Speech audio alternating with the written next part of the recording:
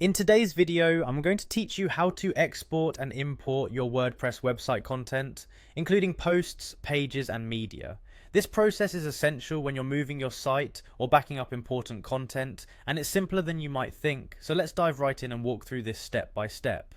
First, you need to visit wordpress.com. This is the central hub for managing your WordPress site if you're using the wordpress.com platform.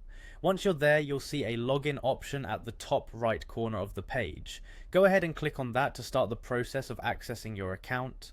After clicking login, you'll need to proceed by selecting Continue with Google.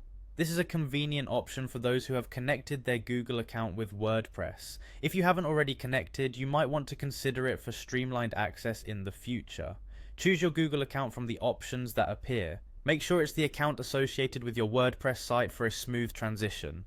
Once you're logged in, look for the Tools section in your dashboard. This is where you'll find options related to exporting and importing your site's content. Click on Tools to proceed. We're focusing on the exporting feature today, so keep an eye out for the Export button, which is typically located in the same section. When you click on Export, you'll be prompted to decide what content you want to export.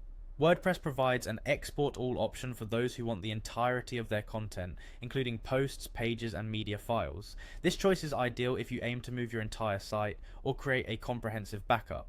After choosing Export All, WordPress will create an export file containing all the selected content. The next step is to click on Download, which saves this file to your local device. This file is crucial because it holds all the website information you've chosen to export. Now let's quickly touch on why exporting content is so useful. Whether you're transitioning to a new hosting provider, creating a backup, or archiving your content, exporting ensures you have a complete package of your site's vital elements. Rest assured, knowing this file can be imported back into WordPress or a compatible platform whenever needed. And that's it, you've successfully exported your WordPress content.